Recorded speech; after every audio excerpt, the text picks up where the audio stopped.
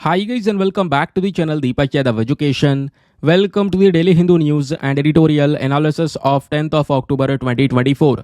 तो गाइज आज है तारीख 10 अक्टूबर 2024 और है थर्सडे। देखेंगे आज के द हिंदू कंप्लीट न्यूज़पेपर को एनालाइज करेंगे। बट लेक्चर में आगे बढ़ने से पहले अगर आपको इस लेक्चर का पीडीएफ चाहिए तो क्या करना है, सबसे पहले डाउनलोड करना है टेलीग्राम, देन उसके बाद जाके सर्च बॉक्स में टाइप करना Deepak Yadav education UPSC. As you can see guys आपको ये वाला चैनल मिल जाएगा, इस पर क्लिक करना और जाकर इस चैनल को ज्वाइन कर लेना। यहाँ से आप डेली बेसिस पे इस लेक्चर के पीडीएफ को डाउनलोड कर पाओगे। नाउ हमेशा की तरह हम लोग अपने लेक्चर को एक मैप के क्वेश्चन के साथ स्टार्ट करेंगे। तो आज आप सभी को मैप में जाकर देखना है बरनावापारा वाइल्ड लाइफ सेंचुरी को कहाँ पर है एग्जैक्टली लोकेटेड, इसको अच्छे से मैप में देखना। देन उसके बाद आकर नीचे कमेंट सेक्शन में टाइप करना, जिससे कि आप लोग इसको लंबे समय तक याद रख पाओगे। साथ ही साथ एक क्वेश्चन सॉल्व करेंगे जो कि यूपीएससी पैटर्न के ऊपर बेस्ड है डेली बेसिस पे। यहाँ पे हम एक प्रैक्टिस क्वेश्चन को भी सॉल्व करते हैं। तो दोस्तों यहाँ पे बहुत ही आसान सा सवाल आपके सामने है। इंडिया आउट कैंपेन हाल ही में खबरों में देखने को मिला है। इसके रेफरेंस में आपके पास में 4 ऑप्शन है, बताना है कौन सा सही है। पहला बोलता है कि ये एक ऐसा मूवमेंट है जहां पे हम इंडियन कल्चरल हेरिटेज को दुनिया भर में प्रमोट करने की बात करते हैं। दूसरा स्टेटमेंट बोलता है कि ये जो कैंपेन है मालदीव्स का कैंपेन है और ये मालदीव्स यहाँ पे क्या कर रहा है, इस कैंपेन के तहत इंडियन मिलिट्री का जो प्रेजेंस है मालदीव्स में इसने हटाने की बात की। तीसरा स्टेटमेंट बोलता है कि इंडिया आउट कैंपेन एक सोशल मीडिया ट्रेंड है जहां पे इंडियन सिटीजन्स को एंकरेज किया जा रहा है कि वो दुनिया भर में ट्रैवल करें।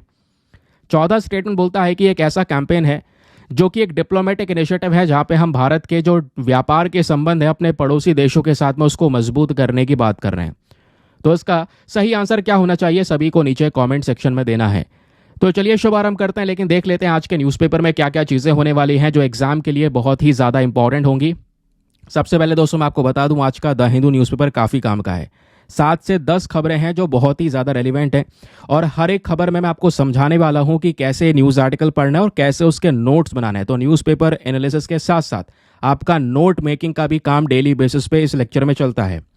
सबसे पहले आज अखबार में पेज नंबर 1 पे केमिस्ट्री के सेक्टर में जो नोबेल प्राइज दिए गए हैं उसके बारे में डिस्कशन हुआ है, तो डिटेल से जानेंगे। साथ ही साथ में फिजिक्स का नोबेल प्राइज अभी हमने डिस्कस नहीं किया है, तो आज दोनों को कंबाइन करके डिस्कशन कर लेंगे। बताऊंगा कि प्रीलिम्स में कैसे रेलिवेंट होने वाला है, काफ़ी सारे फैक्ट्स आपसे पूछे जा सकते हैं। दूसरी खबर पेज नंबर 3 पर प्रेजेंट है जहां पे मालाबार एक्सरसाइज के बारे में डिस्कशन हो रहा है। भारत अब की बार मालाबार एक्सरसाइज को होस्ट कर रहा है। बहुत ही इंपॉर्टेंट आर्टिकल होने वाला है जहां पे मालाबार के बारे में डिस्कस करेंगे। उसके साथ साथ जो 4 देश इसमें इन्वॉल्व है उनमें और कौन कौन सा अभ्यास होते हैं उसका डिस्कशन भी चलने वाला है। फिर जो हमारी तीसरी इंपॉर्टेंट न्यूज़ है दोस्तों वो एडिटोरियल है आज के अखबार में पेज नंबर 4 पे प्रेजेंट है, क्योंकि आज है 10 अक्टूबर तो है वर्ल्ड मेंटल हेल्थ डे। तो बेसिकली दोनों के दोनों एडिटोरियल, जो 3rd वाला आर्टिकल और 4th वाला आर्टिकल, दोनों एडिटोरियल हमारे वर्ल्ड मेंटल हेल्थ डे को लेकर ही लिखे गए हैं। समझेंगे बहुत डिटेल से, मेंटल हेल्थ को लेकर पूरा सिनेरियो डिस्कस करने वाले हैं और मैं आपको बताने वाला हूं कैसे ये जो आर्टिकल है आपको मेंस में हेल्प करने वाला है। फिर उसके बाद हमारे पास जो 5वीं खबर है वो पेज नंबर 7 पे प्रेजेंट है। इकोनॉमी के पॉइंट ऑफ व्यू से रिजर्व बैंक ऑफ इंडिया ने अभी जो रेपो रेट है उसको 6.5% पे रखा है। जानेंगे रेपो रेट क्या होता है, कैसे डिसाइड किया जाता है, रेपो रेट का इम्पैक्ट क्या होता है, रेपो रेट अगर बढ़ेगा घटेगा तो क्या असर पड़ेगा, सब कुछ यहाँ पे डिटेल से डिस्कस करेंगे। मॉनेटरी पॉलिसी कमेटी के बारे में बात करेंगे जहां से यूपीएससी प्रीलिम्स में क्वेश्चन पूछ चुका है। फिर छठी इंपॉर्टेंट खबर होने वाली है, पेज नंबर 8 पे प्रेजेंट है। आसियान और इंडिया के समिट के बीच में डिस्कशन हो रहा है। अभी दोस्तों यहाँ पे पीएम मोदी आज जाने वाले लाओस में आसियान और इंडिया का समिट होगा। वेरी इंपॉर्टेंट टॉपिक, बहुत डिटेल से आपको बताऊंगा आसियान और भारत के संबंध आज के समय पर कहाँ पर स्टैंड करते हैं और एक ट्रिक आपको जानने को मिलेगी जहाँ पे आसियान के 10 देशों के जो नाम है वो आप ध्यान रख पाएंगे। फिर उसके बाद हमारी जो 7वीं इंपॉर्टेंट खबर है पेज नंबर 8 पर प्रेजेंट है जहाँ पे डिस्कशन किया गया है कैबिनेट कमेटी जो सिक्योरिटी है इन्होंने अभी एक डील को क्लियरेंस दे दिया है, अप्रूवल दे दिया है। वो डील बेसिकली ये है कि हम यूएसए से 31 MQ-9B रीपर ड्रोन्स परचेज कर रहे हैं, कुछ सबमरीन्स बना रहे हैं। तो काफ़ी रेलिवेंट टॉपिक होगा डिफेंस एंड सिक्योरिटी के पॉइंट ऑफ व्यू से। इस आर्टिकल में मैं आपको बता दूं दोस्तों 3-4 चीज़ें ऐसी हैं जो बहुत ज़्यादा काम की हैं, उसको भी डिटेल से डिस्कस करेंगे। और जैसे मैंने आपको बताया हर एक आर्टिकल में प्रॉपर बैकग्राउंड नोट्स के साथ में डिस्कशन होगा, यानी नोट मेकिंग की प्रैक्टिस भी आपको जानने को मिलेगी। तो चलिए फिर शुरुआत करते हैं आज के सेशन की, लेकिन शुरुआत हम अपने थंबनेल वाले टॉपिक के साथ में करेंगे। ये टॉपिक बहुत इंपॉर्टेंट है। भारत ने अभी एशिया की सबसे बड़ी दूरबीन को बना लिया है। ये कहाँ पे बनाई गई है? हमारा जो लद्दाख वाला रीजन है वहाँ पे जो नाम है जगह का हानले, स्पेशली वहाँ पे। अभी हम डिटेल से डिस्कशन करेंगे इसके बारे में, तो पहले मैं आपको खबर यानी जो हमारे सोर्सेस हैं वो दिखा देता हूँ। पीआईबी के अंदर में इस आर्टिकल को कवर किया है। और मैं आपको बता दूं दोस्तों, directly department of atomic energy, जिस बॉडी ने ये अभी यहाँ पर लगाया है ऑब्जर्वेटरी, जिसने इनॉग्रेट किया है ना, उसी बॉडी की साइट से यहाँ पर ये डिटेल पब्लिश करी गई है, सीधा गवर्नमेंट वेबसाइट पे अपलोड है। तो 8 अक्टूबर, फिर उसके बाद 9 अक्टूबर और आज भी काफ़ी सारे न्यूज़ आर्टिकल यहाँ पे पब्लिश हुए हैं। इंडिया ने अनवील किया है एक ऑब्जर्वेटरी जिसका नाम है मेस ऑब्जर्वेटरी एशिया की सबसे बड़ी शेरेनकोव टेलीस्कोप होने वाली है, ऐसा यहाँ पे बोला जा रहा है। अच्छा, ये एशिया की है, दुनिया की सबसे बड़ी नहीं है। तो दुनिया की सबसे बड़ी वाली जो ऑब्जर्वेटरीज है उनके बारे में भी डिस्कशन करने वाले हैं हम। तो दोस्तों चलिए अब बहुत ज़्यादा डिटेल से समझते हैं। पहले हमारे पास में खबर क्या है। खबर यह है कि एक बॉडी है जिसका नाम है डिपार्टमेंट ऑफ एटॉमिक एनर्जी, हमारी प्रॉपर एक बॉडी है देश की। इस बॉडी ने अभी रिसेंटली उद्घाटन किया है एक ऑब्जर्वेटरी का जिसका नाम है मेस ऑब्जर्वेटरी। इस ऑब्जर्वेटरी का काम क्या होगा? यूनिवर्स को ऑब्जर्व करने का। ठीक है, अभी ऑब्जर्वेटरी कहाँ पे खोली गई है? लद्दाख के अंदर, हानले में। मेस का फुल फॉर्म पहली चीज़ आपको पता होना चाहिए, इसका फुल फॉर्म है मेजर एटमॉस्फेरिक शेरेनकोव एक्सपेरिमेंट। ये शेरेनकोव बेसिकली यहाँ पर एक पर्सन का नाम है, अभी आगे हम डिस्कस करेंगे। उन्हीं के नाम के ऊपर में इस पूरे ऑब्जर्वेटरी का नाम रखा गया है। अब दोस्तों ये जो भी उद्घाटन हुआ है इस ऑब्जर्वेटरी का, ये हमारे डिपार्टमेंट ऑफ एटॉमिक एनर्जी के प्लैटिनम जुबली का एक हिस्सा है। अब ये क्या है मैटर दोस्तों? डिपार्टमेंट ऑफ एटॉमिक एनर्जी जो ये बॉडी है, इसको बने हुए लगभग 70 साल हो चुके हैं। तो हमने इसकी प्लैटिनम जुबली सेलिब्रेट की है। पता है ना प्लैटिनम जुबली मतलब क्या होता है? 70 साल हो चुके हैं उस बॉडी को, है ना। जब डायमंड जुबली होती है यानी 60 साल, गोल्डन जुबली यानी 50 साल, सिल्वर जुबली यानी 25 साल। पढ़ा है ना इसके बारे में। तो दोस्तों यहाँ पर इस वजह से इसी जो इम्पोर्टेंट सेलिब्रेशन है इसका हिस्सा यहाँ पर यह देखने को मिला है हमारा पूरा inauguration. Now department of atomic energy के बारे में कुछ बातें ध्यान रखो। ये बॉडी को बनाया गया था हमारे कह सकते हैं कि एक पर्टिकुलर एक्ट के माध्यम से जिसका नाम है एटॉमिक एनर्जी एक्ट 1948। हमारे प्राइम मिनिस्टर के अंडर में ये जो बॉडी है डायरेक्टली आती है। डिपार्टमेंट ऑफ एटॉमिक एनर्जी का मेन काम क्या है? हमारे देश के अंदर में जो एटॉमिक एनर्जी है इसके ऊपर रिसर्च और डेवलपमेंट करना, स्पेशली इसका शांतिपूर्वक इस्तेमाल करने के लिए। नाउ अब बात आती है यहाँ पर मेस ऑब्जर्वेटरी की, क्योंकि हमने एक पोर्शन कवर किया है, DAE के बारे में जान लिया। अब इसी बॉडी ने क्या किया? मेस ऑब्जर्वेटरी को इनॉग्रेट किया है। आइए अब ऑब्जर्वेटरी के बारे में बात करते हैं। तो दोस्तों ये जो पर्टिकुलर ऑब्जर्वेटरी है अभी तक की एक बहुत बड़ी ऑब्जर्वेटरी बताई जा रही है पूरे एशिया की, और दुनिया की दूसरी सबसे बड़ी ऑब्जर्वेटरी है। अब ये जो ऑब्जर्वेटरी है यहाँ पे बेसिकली दूरबीन का काम करेगी, टेलीस्कोप का काम करेगी, जहाँ पे हम यूनिवर्स को ऑब्जर्व करने वाले हैं। ठीक है, ये कहाँ पे लोकेटेड है? जैसे मैंने आपको बता दिया, हमारे लद्दाख के हानले वाले रीजन में। इसी रीजन को क्यों चुना गया है आगे आपको वो भी पता चलेगा। लेकिन एक क्वेश्चन आपके दिमाग में यह है, इस ऑब्जर्वेटरी का उद्देश्य क्या होने वाला है? हमने इस ऑब्जर्वेटरी को क्यों लगाया है? तो दोस्तों इस ऑब्जर्वेटरी का मेन पर्पस है कि जो हाई एनर्जी गामा रेज होने वाली हैं, इन गामा रेज को ऑब्जर्व करने वाला है। हम यहाँ पर समझेंगे, देखो यूनिवर्स के अंदर में एक बहुत ही ज़्यादा एनर्जेटिक फिनोमेना होता है, उसमें से यहाँ पे जो एनर्जी निकलती है उसको समझने के लिए यहाँ पे क्या है, हम गामा रेज को ऑब्जर्व करने वाले हैं। गामा रेज क्या होती हैं दोस्तों? गामा रेज कहाँ से निकलती है? सुपरनोवा से। सुपरनोवा क्या होता है पता है ना? जब एक बहुत बड़ा जो सितारा है वो अपनी डाइंग स्टेज में होता है तो उसमें एक बहुत बड़ा एक्सप्लोजन होता है, तो उसमें से बहुत ज़्यादा एनर्जी रिलीज होती है। तो गामा रेज भी वहाँ से रिलीज होता है, ब्लैक होल से रिलीज होता है। ब्लैक होल भी एक सोर्स है गामा रेज का, तो यहाँ से गामा रे बर्स्ट आपको देखने को मिलेगा। तो उसी एनर्जी को अंडरस्टैंड करने के लिए इस ऑब्जर्वेटरी को लगाया गया है। नाउ क्वेश्चन यहाँ पर यह है कि इस ऑब्जर्वेटरी में शेरेनकोव वर्ड आ रहा है, ये कहाँ से लिया गया है? एक साइंटिस्ट है जिनका नाम है पावेल एलेक्सेविक शेरेनकोव। ये यहाँ पे जो नाम देखने को मिलेगा इन्हीं के नाम पे रखा गया है। इनकी कुछ इंपॉर्टेंट अपनी कुछ रिसर्चेस हैं, शेरेनकोव रेडिएशन नाम की भी रिसर्च यहाँ पर आपको देखने को मिलेगा। तो इन्हीं के नाम पे इस ऑब्जर्वेटरी का नाम रखा गया। ठीक है दोस्तों, इतनी बात ध्यान रखेंगे, एग्जाम के लिए रेलिवेंट है, ये बेसिक चीज़ें ध्यान रखिएगा। अब ये जो टेलीस्कोप होने वाला है जिसमें नाम शेरेनकोव आ रहा है, ये क्या करेगा? जो हमारी गामा रेज रिलीज हो रही है ना, उनको उनके पार्टिकल्स वगैरह को डिटेक्ट करने का काम करेगा। नाउ ये जो ऑब्जर्वेटरी है इसको इंडिजीनियसली बनाया गया है भाभा एटॉमिक रिसर्च सेंटर, और भाभा एटॉमिक रिसर्च सेंटर को सपोर्ट मिला है हमारे इलेक्ट्रॉनिक्स कॉरपोरेशन ऑफ इंडिया का। कुछ और इंपॉर्टेंट पार्टनर्स भी शामिल थे, सब ने मिलकर यहाँ पर इसको तैयार किया। ठीक है, आगे आते हैं अब इसके बारे में। अब दोस्तों यहाँ पे गामा रेज होती क्या है जिसको हम समझने वाले हैं। गामा रेज के बारे में अब ध्यान रखिएगा, ये ना हमारा जो इलेक्ट्रोमैग्नेटिक स्पेक्ट्रम होता है उसमें एक बहुत ही ज़्यादा एनर्जी के साथ में छोटी वेवलेंथ आपको ये देखने को मिलेगी। अच्छा, मतलब ये आती कहाँ से है? जैसे मैंने आपको बताया इसका सोर्स यूनिवर्स में प्रेजेंट है, न्यूट्रॉन स्टार में, पल्सर, सुपरनोवा, सुपरनोवा एक्सप्लोजन, जैसे मैंने आपको बताया जब सितारा एकदम डाइंग स्टेज में होगा, एक्सप्लोजन होगा, या ब्लैक होल वाले रीजन्स हो गए, वहाँ पे ये जो पर्टिकुलर एनर्जी है वो प्रेजेंट है।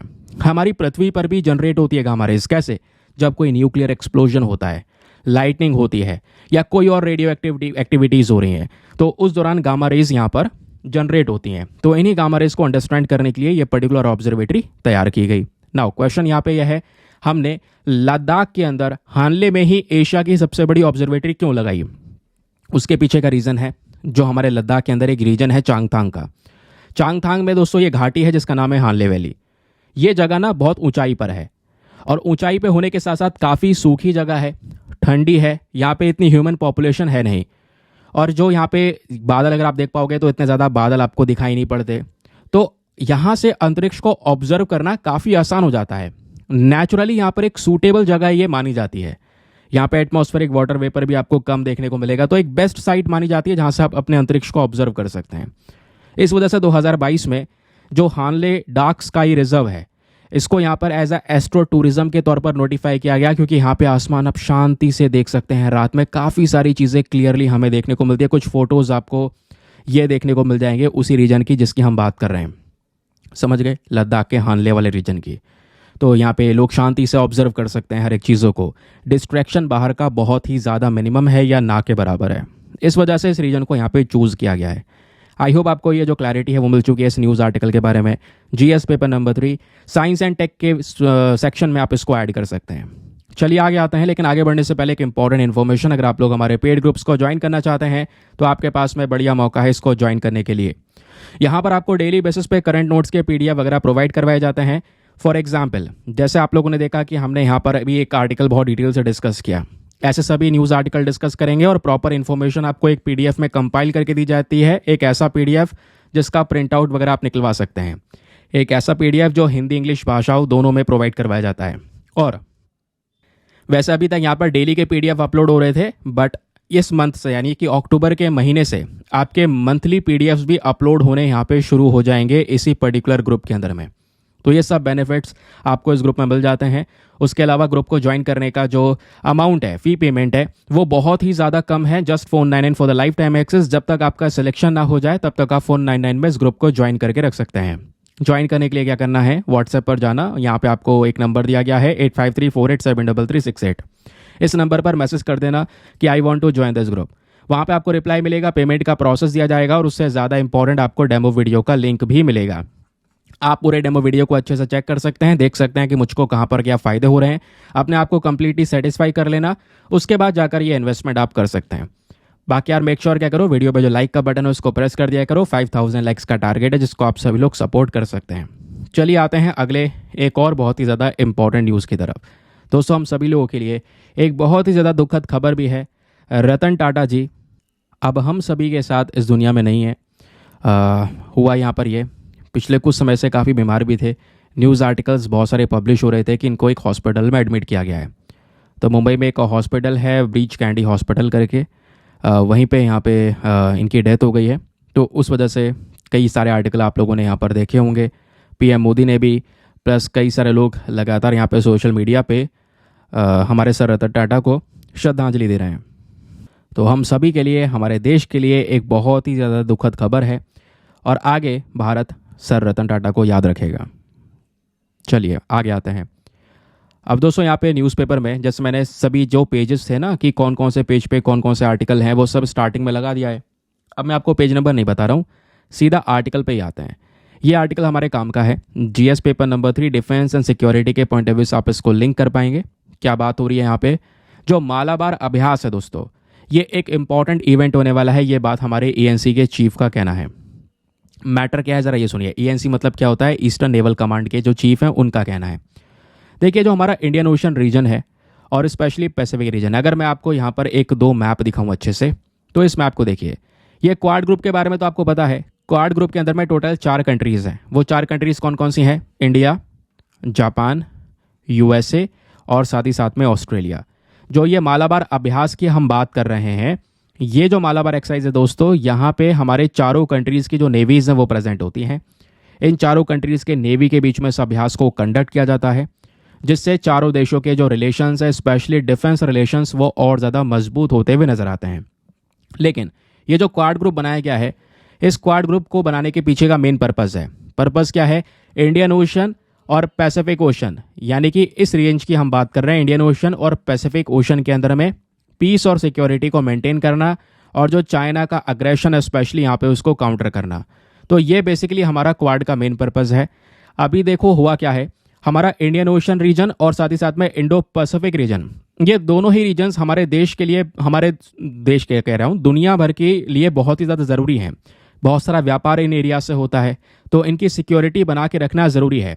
तो इस एरिया को सिक्योर करने के लिए यहाँ पे जो क्वाड ग्रुप है वो आज के समय पर वर्क करता है, जिसमें अमेरिका, भारत, ऑस्ट्रेलिया और साथ ही साथ में जापान देखने को मिलेंगे। तो दोस्तों, इन चारों देशों के बीच में शुरू हो रहा है एक अभ्यास। ध्यान रखिए, क्वाड कंट्रीज के बीच में जो अभ्यास होता है उसको बोलते हैं मालाबार एक्सरसाइज, जिसके बारे में हम डिस्कशन कर रहे हैं। जो मालाबार 2024 एक्सरसाइज होने वाला है, ये एक मैरीटाइम अभ्यास होने वाला है। समुद्र में चार देशों की नेवी उतरने वाली हैं, इनके बीच में कोलैबोरेशंस होने वाले हैं। उसके आधार पे कई सारे ऑपरेशन चलाएंगे, है ना, कि कैसे आपस में मिलकर दुश्मन की सबमरीन को उड़ाया जा सकता है, कैसे आपस में मिलकर यहाँ पे कोई और खतरा है समुद्र के अंदर में तो उससे निपटा जा सकता है। तो ये मेन पर्पस होने वाला है। इस एक्सरसाइज में दोस्तों बताया जा रहा है, अमेरिका की साइड से बड़े बड़े जो फाइटर जेट्स वगैरह हैं वो सब आ रहे हैं, है ना। फाइटर जेट्स मतलब यहाँ पे मेंशन किया गया है, जो ऑस्ट्रेलिया है वो अपने फ्रिगेट्स को भेजेगा, यानी कि जो लड़ाकू जहाज़ स्पेशली उनकी बात कर रहे हैं। उसके बाद लड़ाकू जहाज़ में ऑस्ट्रेलिया का ये आने वाला है, MH-60R हेलीकॉप्टर्स हैं, P-8I मैरीटाइम पेट्रोल एयरक्राफ्ट आपको देखने को मिल जाएगा। उसके अलावा यूएस की जो नेवी है वो यहाँ पे लेकर आने वाली है अपने कुछ और क्लास के डिस्ट्रॉयर्स, यानी कि अगेन लड़ाकू जहाज़। अब क्या होता है ना, कॉर्वेट, डिस्ट्रॉयर, फ्रीगेट, ये सब लड़ाकू जहाज़ हैं, लेकिन बस खाली साइज़ का फ़र्क होता है। डिस्ट्रॉयर का साइज़ बहुत ज़्यादा बड़ा होता है, कॉर्वेट का साइज़ छोटा होता है, फ्रिगेट का कॉर्वेट से बड़ा होता है। तो बस खाली साइज़ का फ़र्क है सब लड़ाकू जहाज़ जिनमें बहुत सारे वेपन्स लगा रखे हैं। उसके अलावा जो जापान है वो ज्वाइन करने वाले इस अभ्यास को JS एरेकी के साथ में, ये जापान का एक डिस्ट्रॉयर है, ये आप देख पाएंगे फोटो, जापान का डिस्ट्रॉयर आ चुका है विशाखापट्टनम में, क्योंकि भारत इस बार 2024 के इस मालाबार अभ्यास को होस्ट कर रहा है। ये बेसिक चीज़ें यहाँ पे ध्यान में रखना है। अब ये क्या क्या चीज़ें आ रही हैं इसमें एग्जामिनेशन के लिए, ये इतना इंपॉर्टेंट नहीं है। अगर एग्जामिनेशन के लिए आपने इस आर्टिकल को पढ़ना है तो प्रॉपर आपको नोट मेकिंग कैसे करनी है, अब आइए मैं आपको वो बात बताता हूँ। क्योंकि ये तो हम लोग सब करने वाले हैं, अखबार पढ़ने वाले हैं, तो न्यूज़पेपर तो हमने कवर कर लिया। अब प्लस पॉइंट क्या है, आइए नोट्स कैसे बनाना है वो समझाता हूँ। समझाता क्या हूँ दोस्तों, आपको तैयार करके देता हूँ ये एक्सरसाइज मालाबार के बारे में सारी डिटेल। देखिए, ये जो अभ्यास है इसकी शुरुआत होती है 1992 में, यानी ये अभ्यास जो मालाबार एक्सरसाइज है कोई नया अभ्यास नहीं है, 1992 से कंडक्ट किया जा रहा है। और स्टार्टिंग में जब 1992 में शुरू किया गया था तो केवल अमेरिका की नेवी और भारत की नेवी के बीच में इस अभ्यास को कंडक्ट किया जाता था। अब जो पहला मालाबार एक्सरसाइज होता है वो साल 2007 में होता है, बे ऑफ बंगाल में। Very very important. कई बार ऐसा पूछ लिया जाता है कि बताओ इस पर्टिकुलर ग्रुप का पहला समिट कहाँ पे हुआ था, तो लोकेशंस इंपॉर्टेंट होती हैं। तो ये ध्यान रखना, पहला अभ्यास हुआ बे ऑफ बंगाल में, और केवल दो देशों के बीच में स्टार्टिंग में हुआ करता था, भारत और अमेरिका की नेवी। बाद में हमने डिसाइड किया 2015 में कि भाई इसको बढ़ाया जाए, और बढ़ाते हुए हमने जापान को इसमें इंक्लूड कर लिया। जापान की नेवी आ गई, तो अब ये ट्राइलेटरल फॉर्मेट हो गया, यानी कि तीन देश की जो नेवी है इसको अभ्यास को कंडक्ट करती हैं। फिर साल 2020 में हमने ऑस्ट्रेलिया की नेवी को भी जोड़ लिया। अब चार देश हो गए, तो दोस्तों यहाँ पे इसका नाम रख दिया गया मालाबार एक्सरसाइज। अब ये मालाबार अभ्यास के अंदर में ये क्वाड की चारों कंट्रीज प्रेजेंट हैं, और ये जो अभ्यास है ये शांतिपूर्वक इंडियन ओशन और पैसिफिक ओशन के अंदर में होता है। इस साल इंडियन ओशन में, अगले साल पैसिफिक ओशन, फिर इंडियन ओशन, फिर पैसिफिक ओशन, दोनों बगल में है। तो ऐसे ही दोस्तों इस अभ्यास को कंडक्ट किया जाता है। इस अभ्यास का मेन पर्पस क्या है मैं आपको बता चुका हूँ। इंडो पैसिफिक रीजन के अंदर में शांति को बना के रखना, सिक्योरिटी को मेंटेन करके रखना। ये जो मालाबार 2024 अभ्यास होने वाला है अब की बार का, ये फोकस करेगा कई सारी एक्टिविटीज़ पे, कि कैसे चारों देशों की नेवी आपस में कॉपरेट करेंगी, इनकी कैपेबिलिटीज़ को यहाँ पे बढ़ाया जाएगा। डिस्कशंस होंगे कई सारी चीज़ों पे, जैसे मैं आपको बता रहा था, दुश्मन की पनडुब्बी है उसको अगर ख़त्म करना है, या कोई और भी थ्रेट है, कोई और भी खतरा है समुद्र में, उससे कैसे टैकल करना है, उसको लेकर यहाँ पे इस बार काम होने वाला है। ठीक है। उसके अलावा ये जो एक्सरसाइज है इसमें चारों देशों के बड़े बड़े यहाँ पे डिस्ट्रॉयर, फ्रिगेट, ये जितनी भी चीज़ें हैं वो पार्टिसिपेट करने वाली हैं। ये बात भी दोस्तों आपको ध्यान में रखना है। अब आते हैं एक और अहम मुद्दे पर। अहम मुद्दा यह है कि चलो मालाबार के बारे में समझ गए, कोई भी क्वेश्चन आएगा आप आराम से हैंडल कर पाओगे, इतनी इन्फॉर्मेशन आपको मिल चुकी है। लेकिन सवाल अगर पलट के आ गया तो मतलब देखो, ये जो हम बात कर रहे हैं क्वाड कंट्रीज़ की, इन चारों देशों के बीच में मालाबार अभ्यास होता है, ये हमको पता चल गया। लेकिन आपको ये भी पता होना चाहिए कि सेपरेटली, यानी कि भारत जापान, भारत अमेरिका और भारत ऑस्ट्रेलिया, इन तीनों देशों के साथ में अलग अलग कौन कौन से अभ्यास भारत कंडक्ट करता है, ये पता होना चाहिए आपको। तो दोस्तों सेपरेटली अगर हम डिस्कस करेंगे तो भारत जापान के बीच में कुछ अभ्यास होते हैं। भारत जापान की नेवी के बीच में एक अभ्यास होता है जिसका नाम है जिमेक्स, और इन दोनों के एयरफोर्स के बीच में जो अभ्यास होता है उसका नाम है शिन्यू मैत्री, और भारत जापान के मिलिट्री के बीच में जो अभ्यास होता है उसको बोलते हैं धर्म गार्जियन। ये नाम ध्यान रखिएगा, इंपॉर्टेंट है, क्योंकि इस बार बहुत सारे क्वेश्चन बन रहे हैं आजकल, है ना। अभी यहाँ पर बहुत सारे सवाल बन गए हैं आपको इस अभ्यास के बारे में।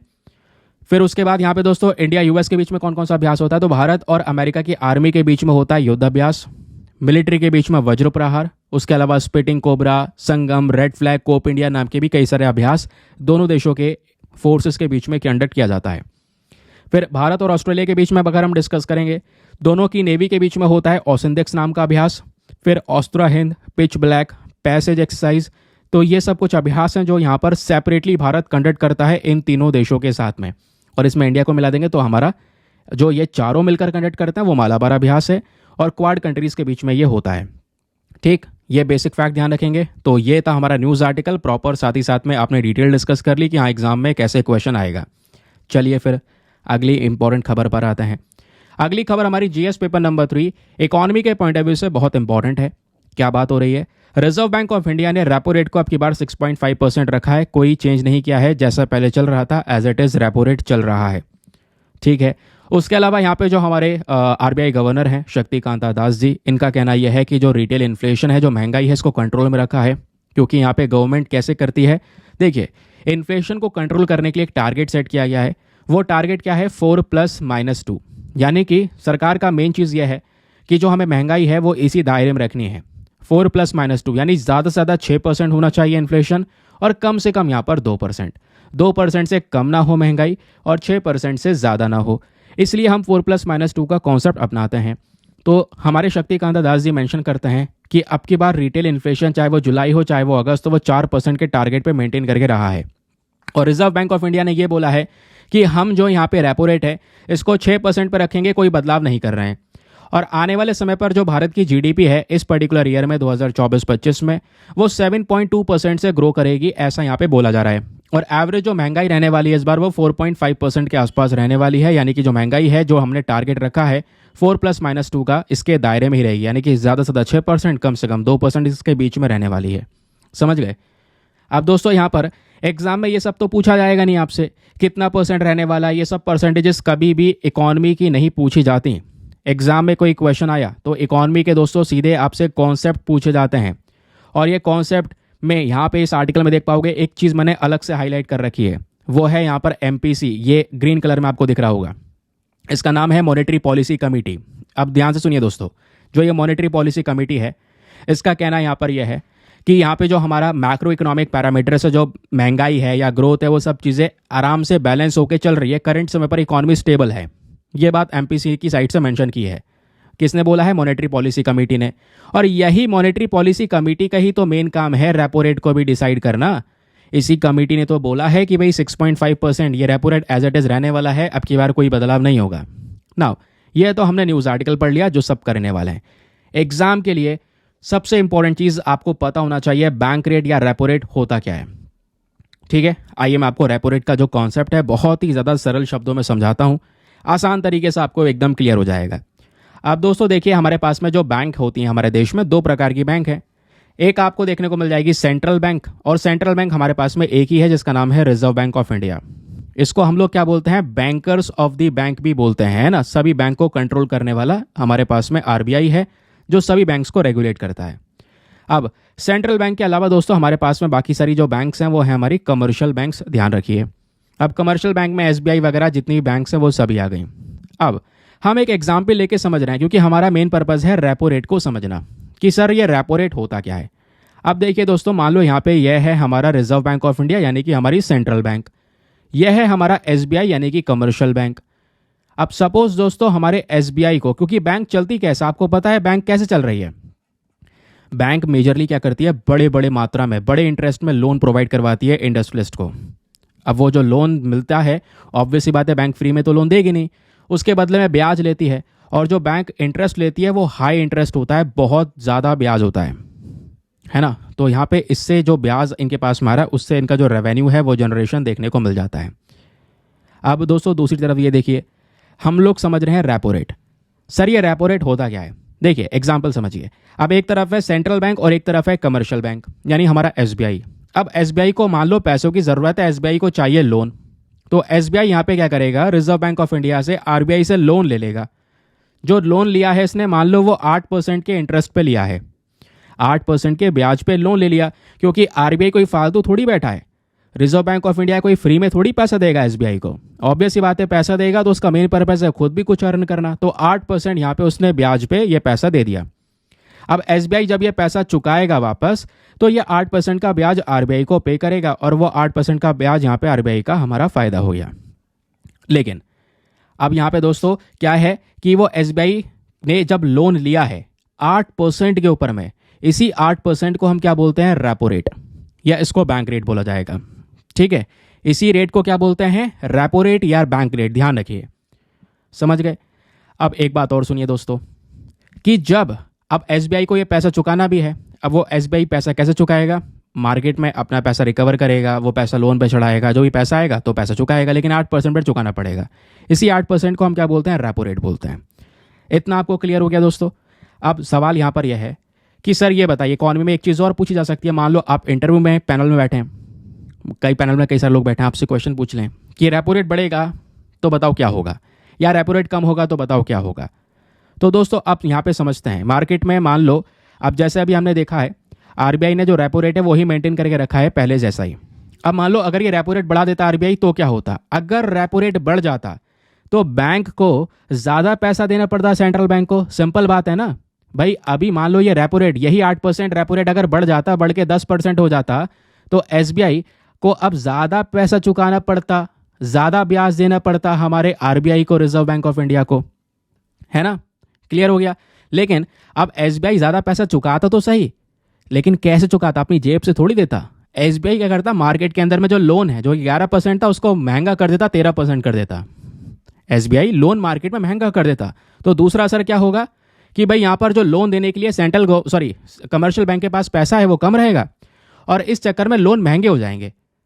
और दूसरी तरफ यहाँ पे लोन महंगे हो जाएंगे तो लोग लोन कम भी लेंगे, और मार्केट में कम लोन अवेलेबल भी होगा, लोन कम भी लेंगे, महंगे भी हो जाएंगे, ये कुछ प्रॉब्लम्स आ जाएंगी, पब्लिक के पास में मनी सप्लाई कम हो जाएगी। तो ये हो जाता है जब रेपो रेट इंक्रीज होगा। अब मान लो यहीं पे अगर रेपो रेट कम हो जाता, तो अब जैसे ये 8% है, कम करके 5% कर देते तो क्या होता।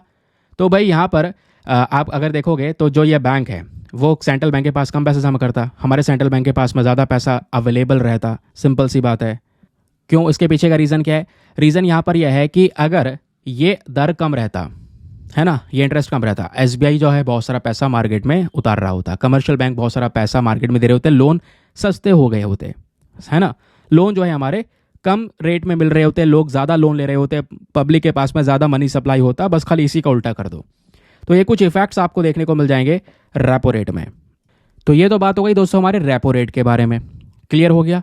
एग्जाम में यहाँ से कोई भी क्वेश्चन बनेगा, आप आराम से यहाँ पर ये सब चीज़ों को हैंडल कर सकते हैं। अब दोस्तों यहीं पे ना जब भी हम लोग रेपो रेट के बारे में डिस्कशन करते हैं, एक बात और आती है कि सर ये रिवर्स रेपो रेट क्या होता है, ज़रा ये भी बता दो। चलो हाथों हाथ में आपको ये भी क्लियर कर देता हूँ। अब जैसे आपको नाम से पता चल रहा है रिवर्स रेपो रेट, अभी तक क्या हो रहा था, एसबीआई को लोन की ज़रूरत थी, एसबीआई ने आरबीआई से लोन ले लिया, तो ये तो हो गया आपका repo rate. Reverse repo rate यहाँ पर वो होता है जब आरबीआई यहाँ पर पैसा लेगा एसबीआई से, तो इसके बदले में यहाँ पर जब आरबीआई पैसा चुकाएगा एसबीआई को, यानी कमर्शियल बैंक्स को, तो वो इंटरेस्ट पे करेगा, और जो इंटरेस्ट पे करेगा उसको बोलते हैं रिवर्स रेपो रेट, यानी कि अब रिवर्स में कमर्शियल बैंक्स के पास में जा रहा है। और हमेशा ध्यान रखना, जो हमारा रेपो रेट होता है ये ज़्यादा होता है रिवर्स रेपो रेट से। रिवर्स रेपो रेट आपका हमेशा कम देखने को मिलेगा रेपो रेट से। रीज़न ये है, आरबीआई को वैसे पैसे की ज़रूरत नहीं है। अब कमर्शियल बैंक को लग रहा है यार हमारे पास में पैसा ज़्यादा है, तो हमने आरबीआई को दे दिया कि भाई आप ये पैसा रखो, हमें बाद में ब्याज के साथ में दे देना, तो हमारा यहाँ पे एक प्रॉफिट हो जाएगा, है ना। तो इसलिए यहाँ पे जो हमारा रिवर्स रेपो रेट है वो जनरली कम भी रहता है। ये बेसिक से फैक्ट है। आई होप आपको इसको लेकर एक बढ़िया क्लैरिटी मिल चुकी है। अब आप किसी को भी बता सकते हैं कि हाँ repo rate reverse repo rate क्या है। क्लियर हो गया ना? थम्स अप कर देना नीचे कमेंट सेक्शन में। चलिए अब दोस्तों यहाँ पे केवल कहानी यहाँ पे नहीं रुकती है। एग्जाम में यहाँ से कोई आएगा सवाल बता देंगे। एक चीज़ रह गई अभी, मॉनेटरी पॉलिसी कमेटी, जिसके बारे में डिस्कशन करना था, क्योंकि यही तो डिसाइड करती है इन रेट्स को। चलिए अब आता है नोट मेकिंग प्रोसेस की तरफ। मॉनेटरी पॉलिसी कमेटी के बारे में जान लेते हैं बेसिक से फैक्ट। दोस्तों ये जो पर्टिकुलर कमेटी है इसको कैसे बनाया गया? हमारा जो आरबीआई एक्ट है इसमें अमेंडमेंट हुआ, उसके अंदर सेक्शन 45ZB के माध्यम से हमने मॉनेटरी पॉलिसी कमेटी को बनाया है। मॉनेटरी पॉलिसी कमेटी में 6 सदस्य होते हैं, ध्यान रखिए। इस कमेटी का मेन ऑब्जेक्टिव यानी उद्देश्य क्या है? उद्देश्य यहाँ पर मॉनेटरी पॉलिसी कमेटी का ये देखने को मिलेगा कि ये बहुत सारे जो डिसीजंस है बैंक को लेकर लेती है। स्पेशली यहाँ पे जो हमारे पॉलिसी रेट वगैरह होते हैं, जैसे मैंने आपको बोला रेपो रेट वगैरह, ये सब रेट्स वगैरह को डिसाइड करने का काम इसी कमेटी का है ना। हमारा जो इन्फ्लेशन टारगेट है वही 4+-2 का जो मैंने आपको समझाया था, उसके बीच में इन्फ्लेशन महंगाई को मेंटेन करके रखना, कंट्रोल करके रखना, वो सारा काम हमारे मॉनेटरी पॉलिसी कमेटी का है। और मॉनेटरी पॉलिसी कमेटी के जो 6 सदस्य हैं, जितना भी डिसीजन लेते हैं वो सभी बैंक के ऊपर बाइंडिंग रहता है। वो सभी बैंक वालों को यहाँ पे मान के चलना पड़ेगा। समझ गए? मतलब पूरे आरबीआई को वो चीज़ें सब कुछ सेट करनी पड़ती हैं और वो मॉनेटरी पॉलिसी कमेटी का डिसीजन सबको मानना पड़ेगा। नाउ अब जैसा हमने डिस्कस किया, मॉनेटरी पॉलिसी कमेटी में 6 सदस्य होते हैं। वो 6 मेंबर्स कौन कौन से होते हैं ये ध्यान रखिए प्रीलिम्स के लिए। देखिए दोस्तों, जब बात करते हैं 6 मेंबर की तो सबसे पहले आते हैं हमारे मतलब आरबीआई के ही governor, reserve bank of India के गवर्नर, जैसे शक्तिकांता दास जी आज इसके मेंबर होंगे और वो एक्स ऑफिशियो चेयरपर्सन भी हैं, यानी कि आरबीआई के गवर्नर भी हैं और वो इसके मेंबर भी बन गए। दूसरा जो सदस्य होता है मॉनेटरी पॉलिसी कमेटी का वो होता है डेप्यूटी गवर्नर। तीसरा जो होता है वो एक ऑफिसर होता है जिसको हमारा सेंट्रल बोर्ड नॉमिनेट करता है। ठीक है, मतलब उसी आरबीआई बैंक का एक ऑफिसर होगा, सेंट्रल बोर्ड नॉमिनेट कर देगा। तो 3 सदस्य तो ये हो गए। बचे 3 सदस्य, जो बाकी बचे हुए 3% है दोस्तों, उसको हमारी केंद्र सरकार यानी सेंट्रल गवर्नमेंट अपॉइंट करती है। लेकिन बाकी 3 लोगों को कहां से लाया जाएगा? क्या वो भी आरबीआई के होंगे? नहीं, बाकी 3 लोग दोस्तों उनकी नॉलेज, उनका एक्सपीरियंस इकोनॉमी की फील्ड में, बैंकिंग की फील्ड में, फिनांस की फील्ड में, जैसा भी उनका नॉलेज होगा उसके आधार पे यहाँ पे इनको अपॉइंट किया जाएगा। तो 3 तो हो गए हमारे आरबीआई के मेंबर, बाकी 3 यहाँ पे सेंट्रल गवर्नमेंट अपॉइंट कर देती है। तो आपको मेंबर्स के साथ साथ अपॉइंटमेंट भी समझ में आ गया है। ठीक है, अब आगे की बात सुनिए दोस्तों। ये जो मॉनेटरी पॉलिसी कमेटी है, क्या क्या हो रहा है इसमें ये समझ में आ गया। लेकिन मॉनेटरी पॉलिसी कमेटी में क्या क्या चीज़ें आती हैं, किस किस को लेकर ये वर्क करता है, कौन कौन से इंस्ट्रूमेंट्स इसमें आते हैं, ज़रा इसको ध्यान रखिए। सबसे पहली चीज़ रेपो रेट को डिसाइड करना, अभी हमने डिस्कस किया। उसके अलावा स्टैंडिंग डिपॉजिट फैसिलिटी भी यहाँ पर हमारे मॉनेटरी पॉलिसी कमेटी का एक कॉम्पोनेंट है। इसके साथ साथ marginal standing facility, liquid adjustment facility, LAF corridor, main liquidity management tool, fine tuning operation, reverse repo rate, bank rate, CRR यानी cash reserve ratio, statutory liquidity ratio, open market operations, ये सब चीज़ें दोस्तों यहाँ पे कंपोनेंट है हमारे monetary policy committee के। ध्यान रखिएगा, इसी के अंडर में आता है। समझ गए? अब ये सब कुछ मैं आपको क्यों बता रहा हूँ। यूपीएससी ने एक बार यहाँ पे ही एक इंटरेस्टिंग सा क्वेश्चन पूछ लिया। क्वेश्चन देखो 2015 का यहाँ पर ये सवाल है। सवाल पूछा गया कि बताइए इंडियन इकोनॉमी के रेफरेंस में ये 4 टर्म्स दिए गए हैं, bank rate, open market operation, public debt and public revenue. तो बताइए इन चारों में से कौन कौन से चीज़ें हैं जो हमारे मॉनेटरी पॉलिसी कमेटी के कंपोनेंट्स हैं, या मॉनेटरी पॉलिसी के कंपोनेंट्स आपको देखने को मिलेंगे। तो हमने बैंक रेट पढ़ा था, जी है। ओपन मार्केट ऑपरेशन ये भी है, अभी हमने लास्ट वाला यही डिस्कस किया था। फिर क्या पब्लिक डेट और पब्लिक रेवेन्यू भी इसका हिस्सा है? नहीं, ऑप्शन नंबर 3 एंड 4 गलत है, केवल 1 एंड 2 सही है। दैट इज वाई हमारा option number C 1 and 2 only is the correct answer. ठीक है, ये आपको देखने को मिल जाएगा आंसर नंबर सी। तो ऐसे क्वेश्चन दोस्तों यहाँ पे बनते रहते हैं, ध्यान रखिएगा इसको। चलिए अब आते हैं अगले न्यूज़ आर्टिकल की तरफ, और यह है हमारा सबसे पहला और इम्पॉर्टेंट एडिटोरियल। देखिए आज हमारे अखबार में 2 इंपॉर्टेंट एडिटोरियल हैं। एक तो यही आपको देखने को मिल जाएगा और इसके नीचे ही जस्ट यहाँ पे दूसरा एडिटोरियल है, वो ये है। दोनों एडिटोरियल में एक बहुत ही ज़्यादा कॉमन सी चीज़ है। वो क्या है? वो है यहाँ पे दोनों एडिटोरियल लिखे गए हैं मेंटल हेल्थ के ऊपर में, लेकिन थोड़ा थोड़ा चीज़ें अलग अलग टारगेट किया है कि आजकल बिजनेस में किस तरीके से लोगों के ऊपर में बर्डन डाल दिया जा रहा है, ओवर वर्क की वजह से लोगों की जान चली जा रही है ना। तो उसको डिस्कस किया है। उनकी ओवरवर्क की वजह से मेंटल हेल्थ के ऊपर में कितना बुरा इंपैक्ट पड़ रहा है वो डिस्कस किया है। तो दोस्तों ये जो दोनों एडिटोरियल हैं, दोनों को कंबाइन करके हम डिस्कस करेंगे। थोड़ा लंबा आर्टिकल होने वाला है, लेकिन हर एक एस्पेक्ट टच होगा और प्रॉपर नोट मेकिंग यानी कि नोट्स के साथ में डिस्कशन करने वाले हैं कि हमें क्या क्या लिखना है, क्या क्या चीज़ें उतार के रखनी है इस आर्टिकल से। क्योंकि आगे भविष्य में आप ये न्यूज़पेपर दोबारा उठा के देखोगे नहीं, आप उठा के देखोगे क्या, आपके नोट्स जो आपके तैयार हुए हैं, है ना। तो चलिए फिर शुरुआत करते हैं और जानते हैं मेंटल हेल्थ के बारे में। बस मैं आपसे एक बात और कहना चाहूँगा, जो भी मैं बताऊंगा उसको ध्यान से सुनिएगा, क्योंकि लास्ट में एक मेंस का क्वेश्चन मैं आपको यहाँ पे देने वाला हूँ। हाँ, क्वेश्चन थोड़ा अलग होगा, थोड़ा हटके भी होगा, क्योंकि वो यूपीएससी ने पूछा हुआ है। तो एक आपको प्रीवियस ईयर क्वेश्चन की आंसर राइटिंग भी करनी है आज। तो चलिए फिर शुरुआत करते हैं और चीज़ों को समझते हैं।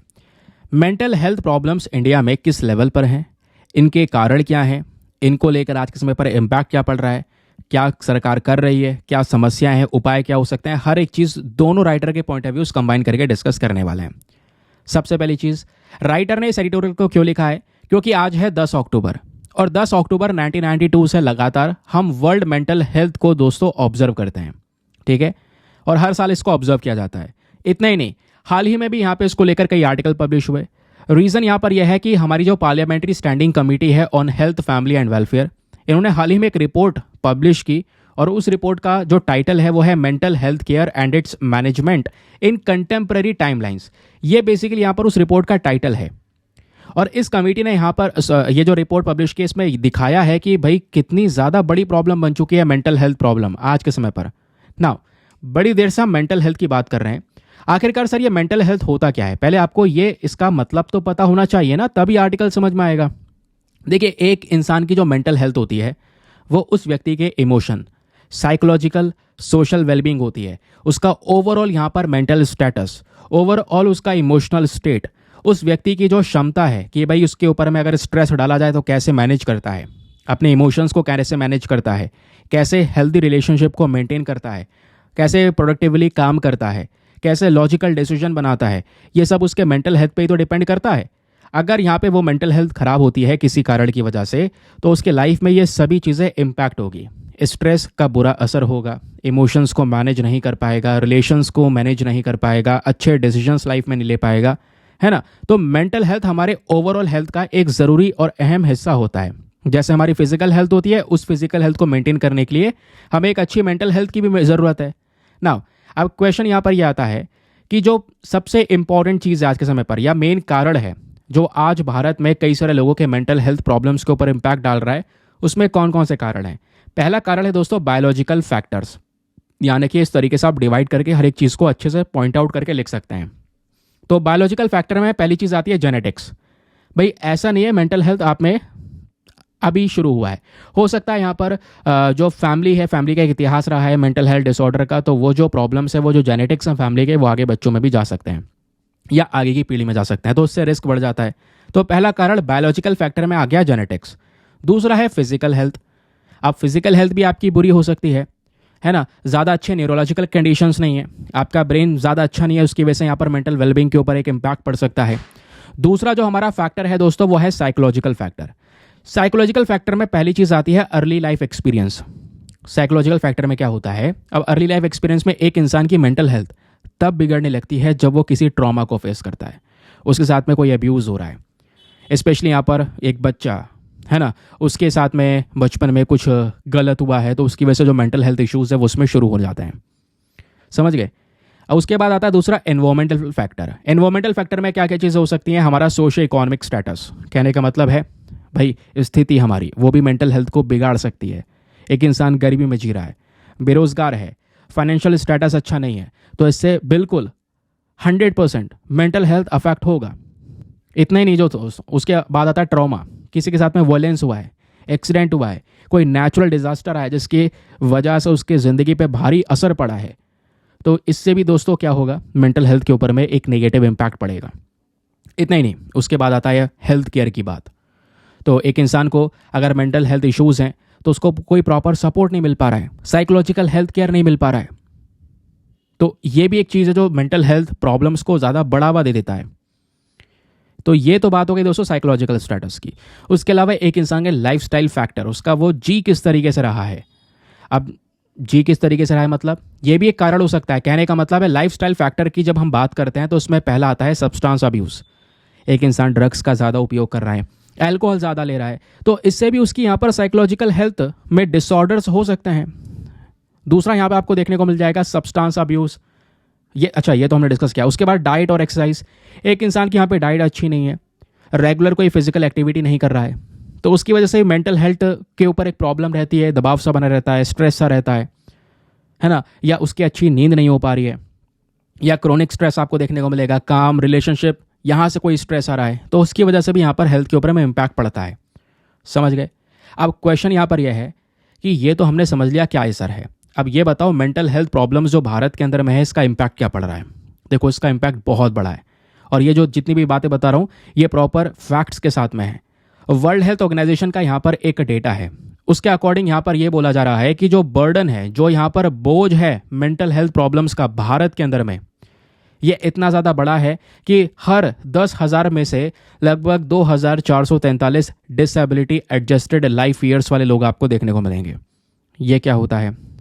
देखो ये जो DALY है ना, इसका मतलब होता है एक ओवरऑल बीमारी का बर्डन एक इंसान के ऊपर में कितना ज़्यादा है, उसकी इल हेल्थ, डिसेबिलिटी की वजह से यहाँ पर उसकी जल्दी मृत्यु हो जाना, ऐसी कई सारे प्रॉब्लम्स की वजह से गुजर रहा है इंसान।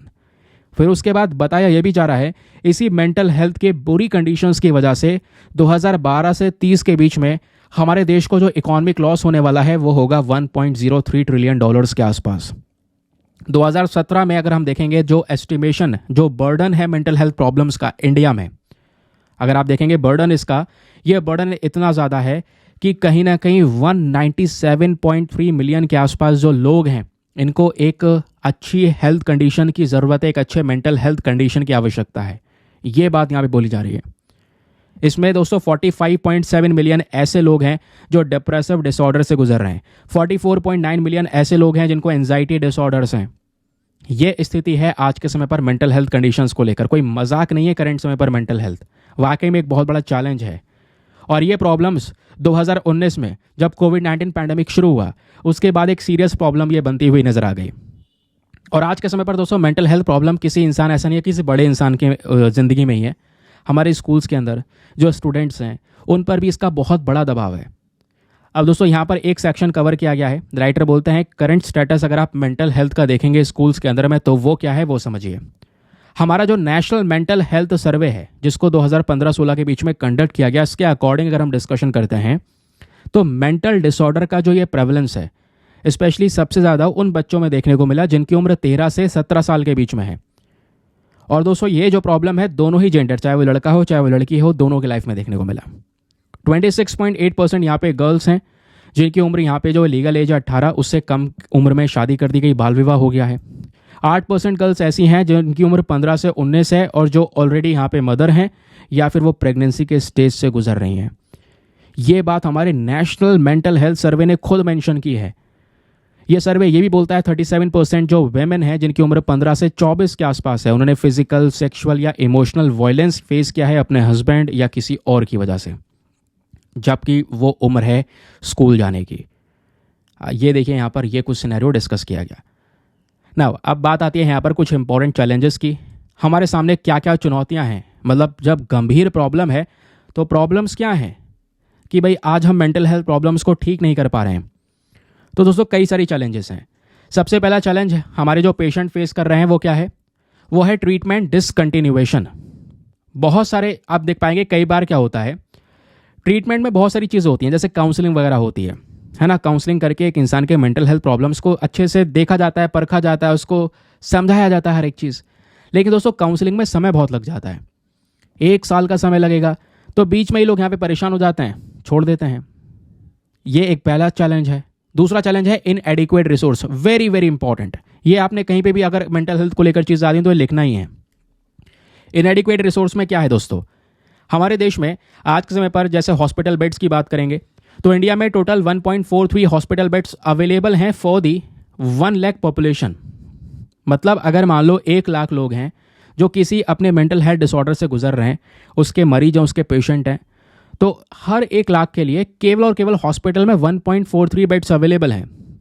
जबकि लो इनकम कंट्रीज़ में हर 1 लाख लोगों के लिए 7 बेड्स अवेलेबल हैं, हाई इनकम कंट्रीज़ में 50 बेड्स अवेलेबल है। तो हमारे पास में इतने अच्छे रिसोर्सेज नहीं है कि हम पेशेंट्स को टैकल कर सकें।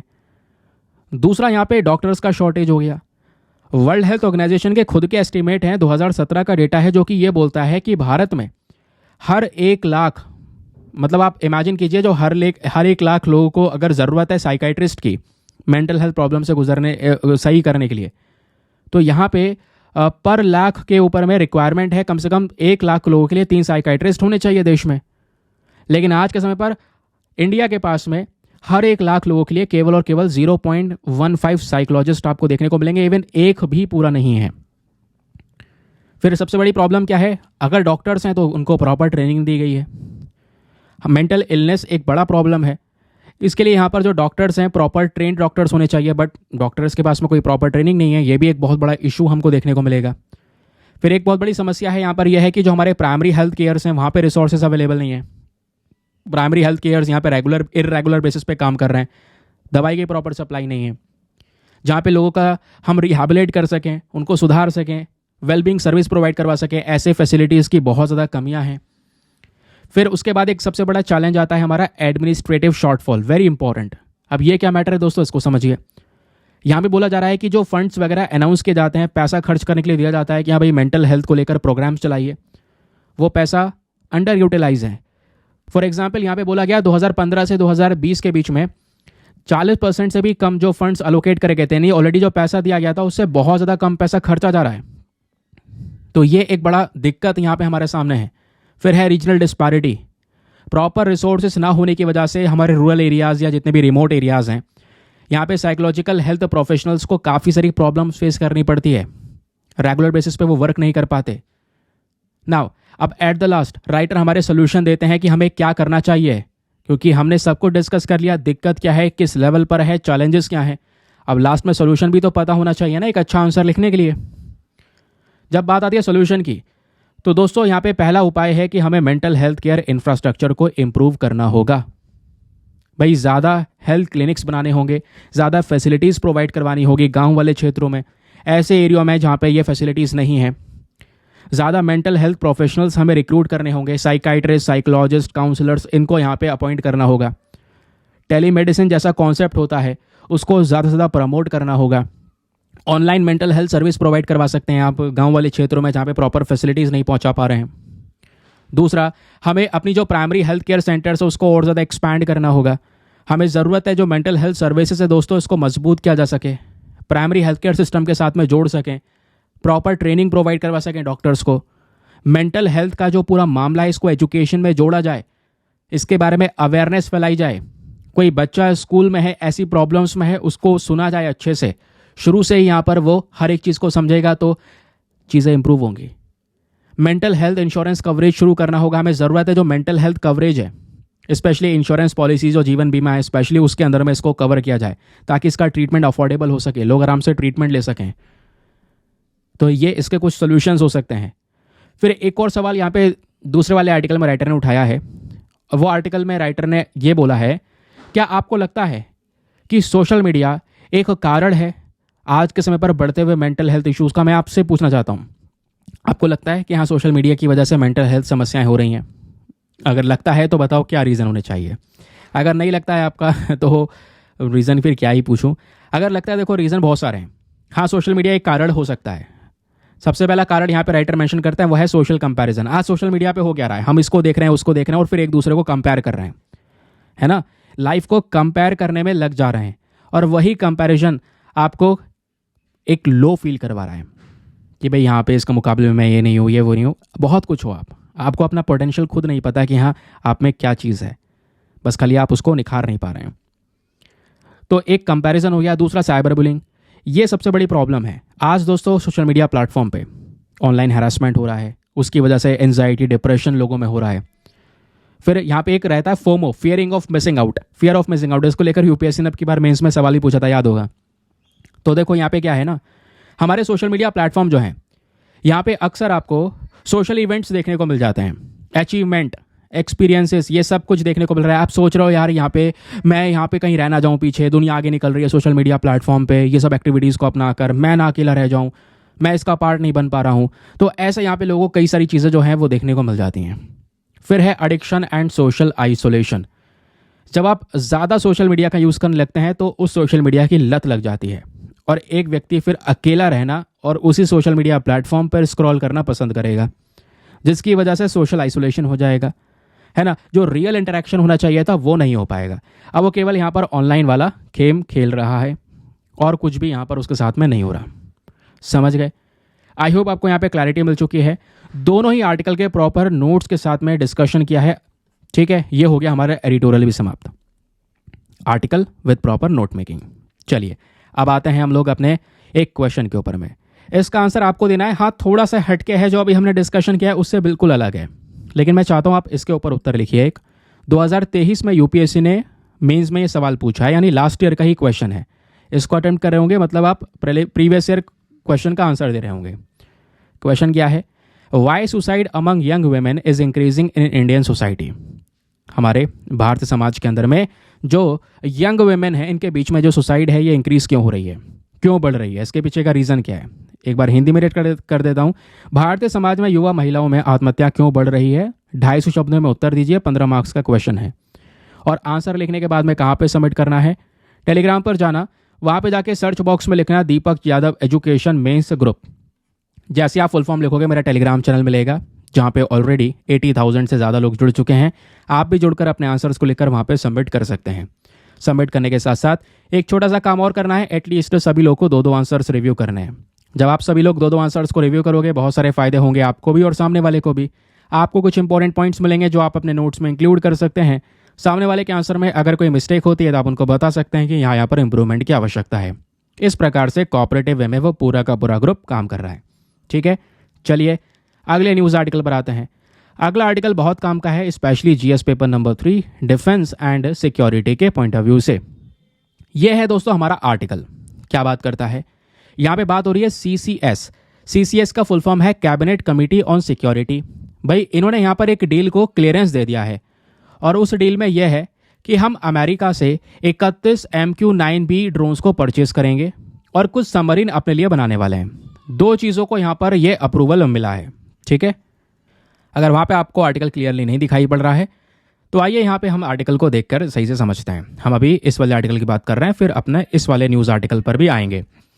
सबसे पहले तो जैसा आप दोस्तों देख पाएंगे, यहाँ पे बात हो रही है कैबिनेट कमेटी ऑन सिक्योरिटी ने कल के दिन यानी वेडनेसडे में अप्रूवल दिया है 2 इंपॉर्टेंट डील को।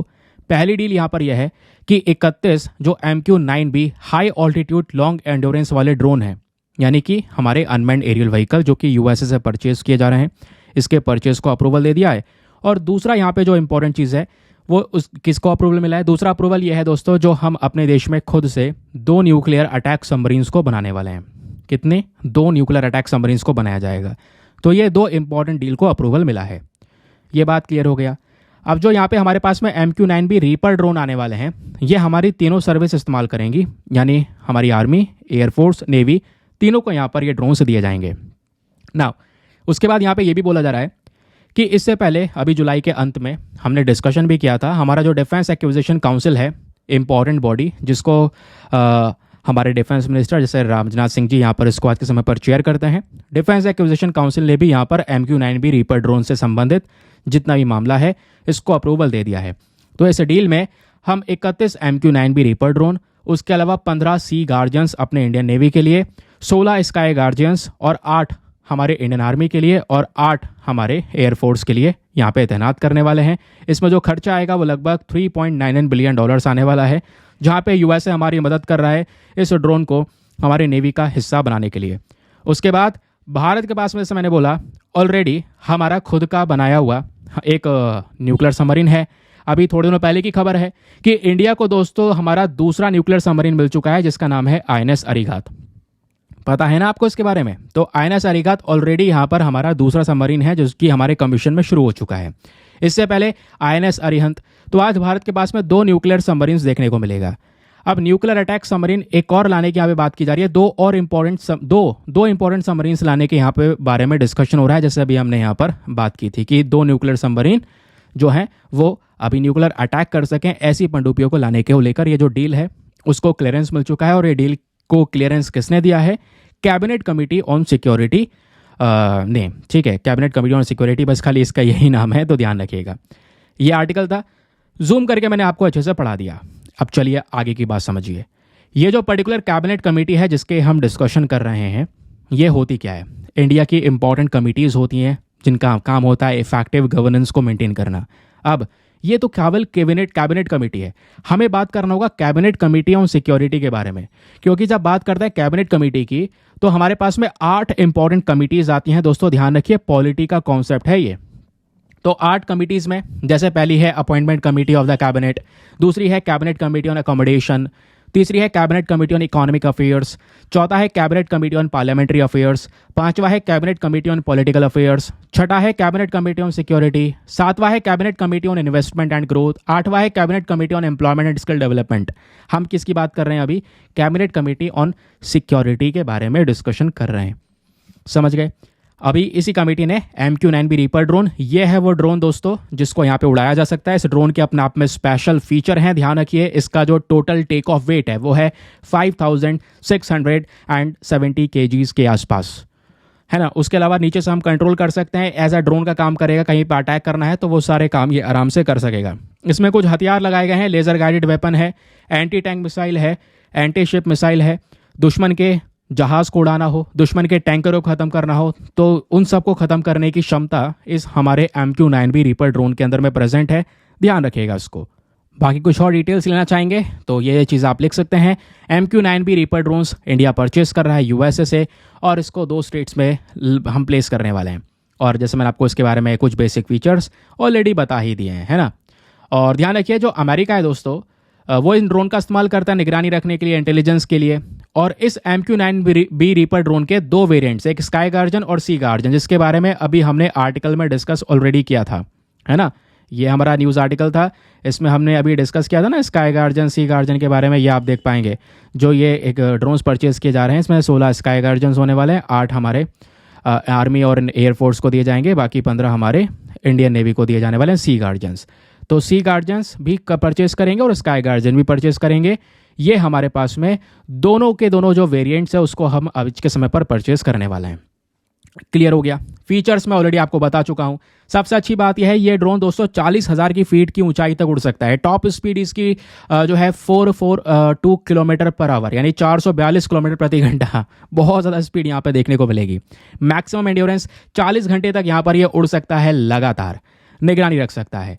और ये इसके ऊपर कई सारी मिसाइल्स वगैरह लगाई गई हैं, हेल फायर मिसाइल्स वगैरह ये दाग सकता है, भयंकर विस्फोट कर सकता है। ये इसके अंदर में एक ताकत आपको देखने को मिल जाती है ना। बाकी ये जो फोटो है ये मैं ऑलरेडी आपके साथ में शेयर कर चुका हूँ।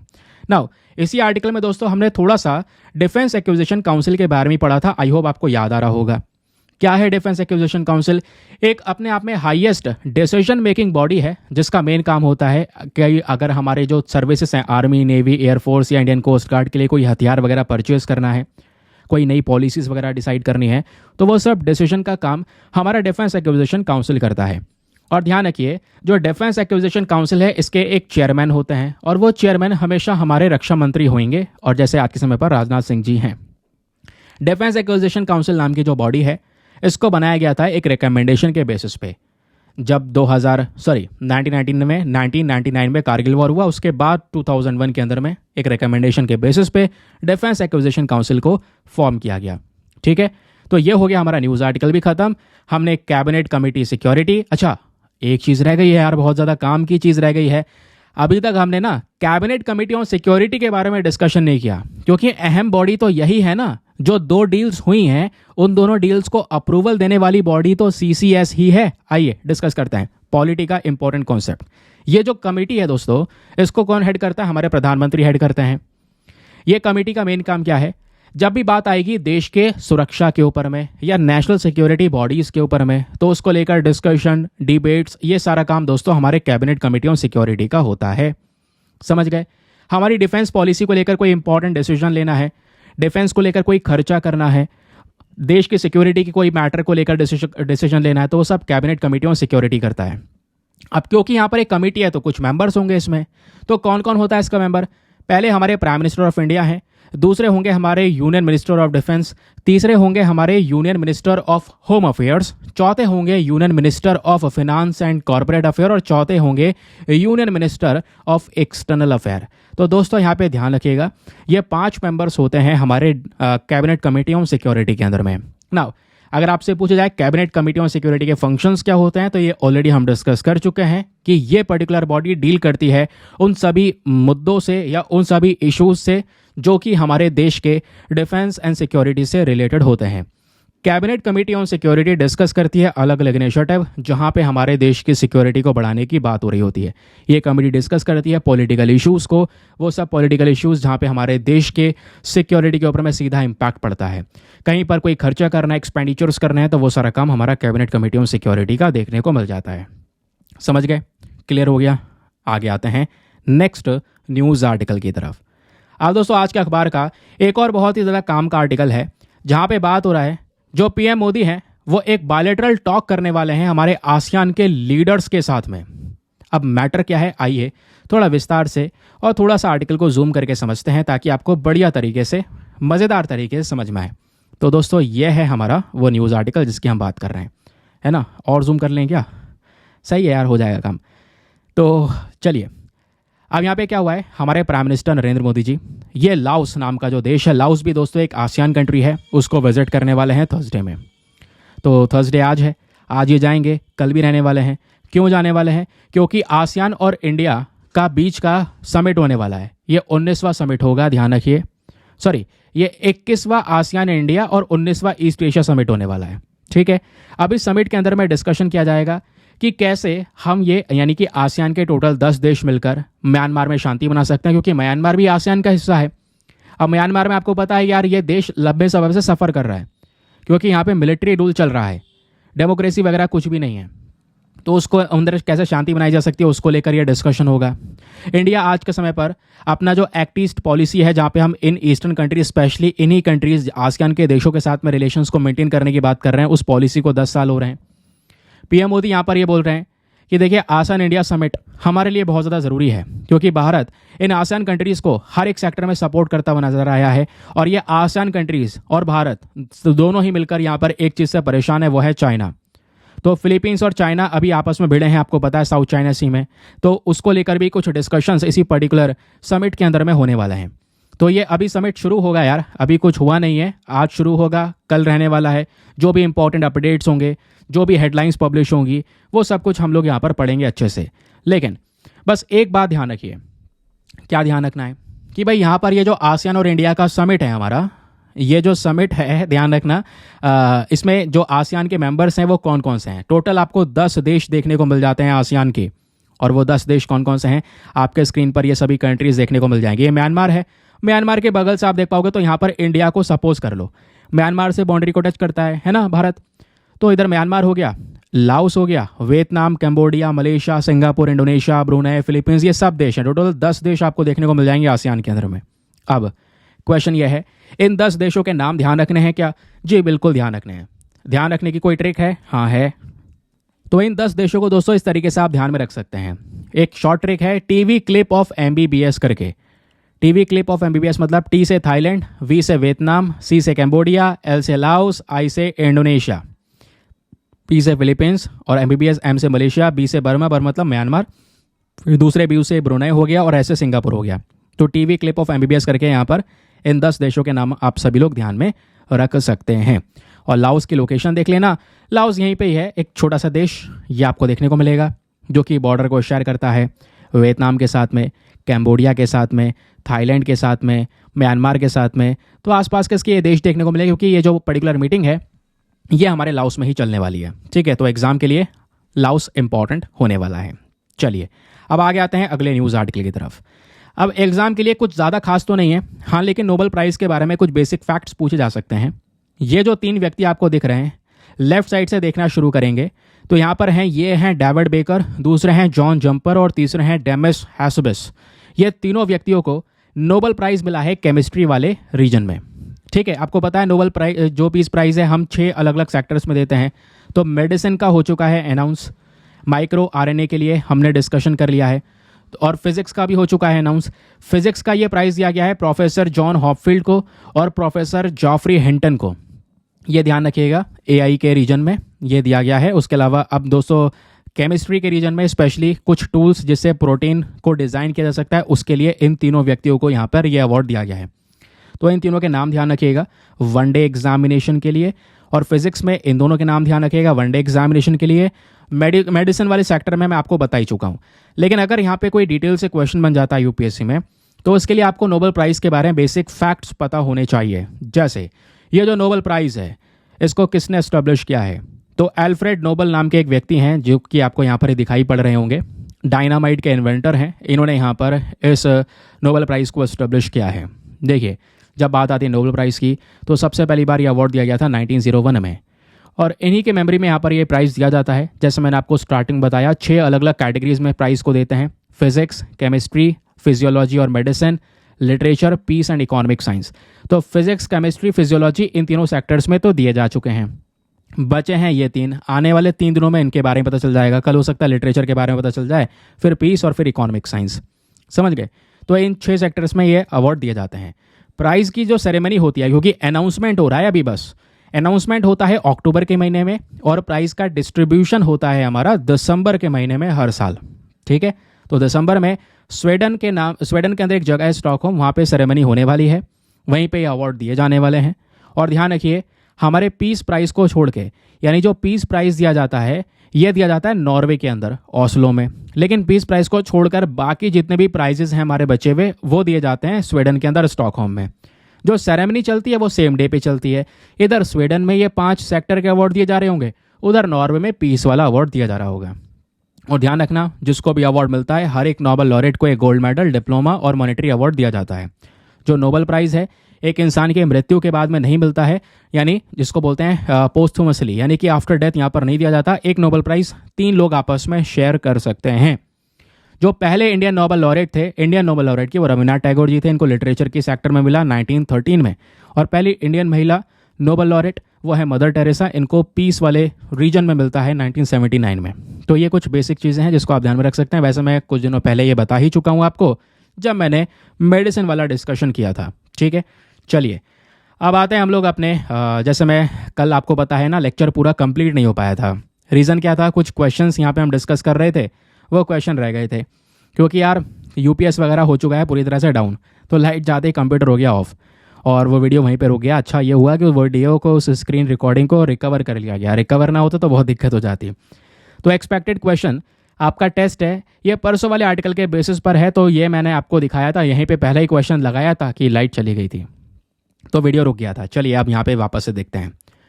तो यहाँ पे दोस्तों पहला सवाल है कि जो हमारा इंसुलिन थेरेपी होती है डायबिटीज़ मैनेजमेंट के अंदर में, उस इंसुलिन थेरेपी का मेन पर्पस क्या होता है? कोलेस्ट्रॉल लेवल को कम करना, ब्लड प्रेशर को कम करना, शुगर लेवल को यहाँ पर रेगुलेट करना, या फिर वेट लॉस को प्रमोट करना।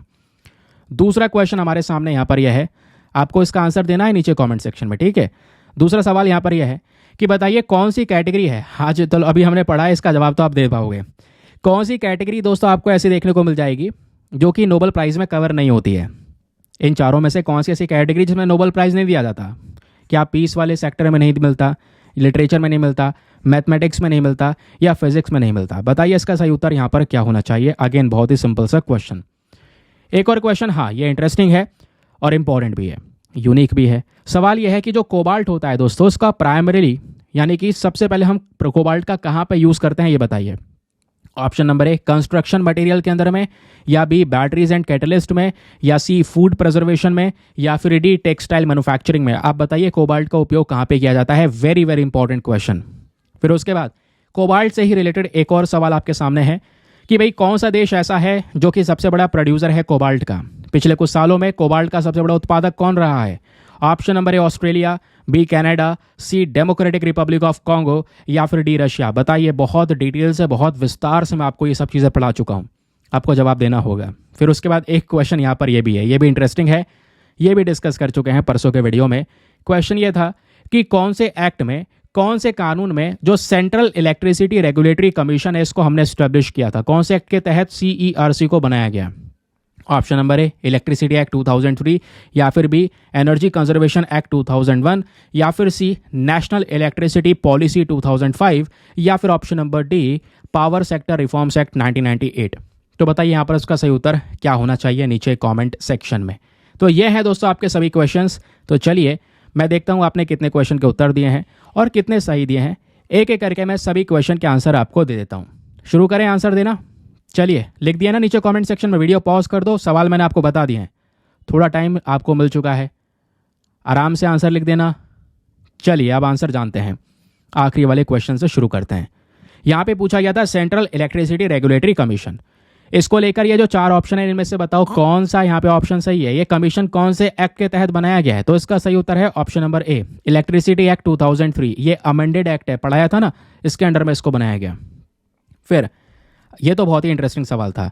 क्वेश्चन यहाँ पर यह था कि बताइए कौन सा देश है जो सबसे बड़ा प्रोड्यूसर है कोबाल्ट का? तो दोस्तों वो है DRC, democratic Republic of Congo. अकेला यहाँ पर दुनिया का 50% से ज़्यादा कोबाल्ट लेके बैठा है ये, समझ गए। फिर उसके बाद अगला क्वेश्चन यहाँ पे आपसे पूछा गया था कि बताइए कोबाल्ट का यूज़ हम कौन सी चीज़ में करते हैं? कंस्ट्रक्शन मटेरियल में नहीं, सबसे पहला उपयोग यहाँ पे बैटरीज में होता है। और मैं कई बार बता चुका हूँ कि आपसे क्वेश्चन बन सकता है, बैटरीज के अंदर में हम लिथियम का तो इस्तेमाल कर रहे हैं, लिथियम के साथ साथ दोस्तों यहाँ पे कोबाल्ट का भी इसमें यूज़ किया जाता है। ठीक, क्लियर हो गया। देन उसके बाद में दोस्तों यहाँ पे बात आती है एक इंटरेस्टिंग क्वेश्चन की, जिसका उत्तर आप आराम से दे सकते हैं कि भाई यहाँ पे ये जो 4 कैटेगरीज हैं इनमें से कौन सी एक ऐसी कैटेगरी है जिस सेक्टर में नोबेल प्राइज़ नहीं दिया जाता? वो है मैथमेटिक्स। अभी हमने पढ़ा था 6 सेक्टर में मिलता है हमारा peace, literature, physics, chemistry, medicine, economics, इन सब सेक्टर में तो मिलता है, पीस में भी मिलता है, लेकिन मैथमेटिक्स में नहीं मिलता। तो option number C is the correct answer. फिर आपसे यहाँ पे पूछा गया था, इसका आंसर अब तो दे ही चुके हो, कल ही दे चुके थे। बताइए भाई इंसुलिन थेरेपी डायबिटीज़ के अंदर में क्या काम करती है? तो उसका मेन काम होता है ब्लड शुगर लेवल्स को रेगुलेट करना, कंट्रोल करना। तो ये थे क्वेश्चन हमारे परसों के। कितने सही किए हैं कितने गलत, नीचे कमेंट सेक्शन में उत्तर लिख के जाना। चलिए अब आते हैं जो स्टार्टिंग में प्रीलिम्स का क्वेश्चन आपका था उसका उत्तर ले लेते हैं। सवाल आपसे पूछा गया था इंडिया आउट कैंपेन हाल ही में खबरों में देखने को मिला है, ये क्या है? तो दोस्तों मालदीव्स के थ्रू शुरू किया हुआ ये एक कैंपेन है जहां पे मालदीव्स ने इंडियन मिलिट्री को अपने देश से हटाने की बात की है इंडिया आउट कैंपेन के माध्यम से। फिलहाल अभी शांत है मोहम्मद मुइज़्ज़ू, बट ये इन्होंने यहाँ पर शुरू किया था कि हाँ इंडियन मिलिट्री को ये हटा देंगे। खैर चलिए आगे आते हैं। फिर अगली चीज़ यहाँ पर यह है कि आपसे मैप का क्वेश्चन दिया गया था। बर्नावाला वाइल्ड लाइफ सेंचुरी को मैप में आपको देखना था, ये कहाँ पे लोकेटेड है? तो दोस्तों ये छत्तीसगढ़ के अंदर रायपुर में लोकेटेड है। लोकेशन इज़ वेरी इंपॉर्टेंट, ये आपसे पूछा जा सकता है, अभी हाल ही में काफ़ी ज़्यादा खबरों में कवर किया गया है। तो बर्नावाला वाइल्ड लाइफ सेंचुरी के बारे में जब डिस्कशन करते हैं तो ये है हमारे छत्तीसगढ़ में स्पेशली रायपुर में। छत्तीसगढ़ ये है दोस्तों, छत्तीसगढ़ की कैपिटल है रायपुर। छत्तीसगढ़ से कई सारे स्टेट्स बाउंड्रीज को शेयर करते हैं, जैसे मध्य प्रदेश हो गया, उत्तर प्रदेश हो गया, झारखंड है, ओडिशा है, तेलंगाना है और आंध्र प्रदेश भी आपको देखने को मिलेगा। महाराष्ट्र की तो एक बाउंड्री, बड़ी बाउंड्री लगती है ही। तो ये कुछ स्टेट्स हैं जो यहाँ पे छत्तीसगढ़ के साथ में बाउंड्री को शेयर करते हैं। आप लोगों से प्रश्न है कि इन जितने भी स्टेट्स के नाम लिए हैं इनमें से कौन सा राज्य है जो छत्तीसगढ़ के साथ में सबसे लंबी बाउंड्री, लॉन्गेस्ट बाउंड्री को शेयर करता है? बताइए नीचे कमेंट सेक्शन में। ठीक है, बाकी ये सवाल आपसे कैसे बन सकता है? क्वेश्चन ऐसे बन सकता है कि बताइए बर्नावाला वाइल्ड लाइफ सेंचुरी कहाँ पे लोकेटेड है? तो सही उत्तर क्या है? Option number B, Chhattisgarh. तो ये था दोस्तों आज का हमारा सेशन। आई होप आपको मज़ा आया होगा, बहुत कुछ जानने को मिला होगा। न्यूज़पेपर कैसे पढ़ना है, नोट्स कैसे बनाने हैं, क्वेश्चन कैसे सॉल्व करना है, मेंस का क्वेश्चन कैसे अटेम्प्ट करना है, प्रीवियस ईयर क्वेश्चन कैसे अटेम्प्ट करना है, क्लैरिटी मिल चुकी होगी। चलिए मिलते हैं आपसे अगले वीडियो में। आज के लिए bye bye, have a nice day, thank you and Jai Hind.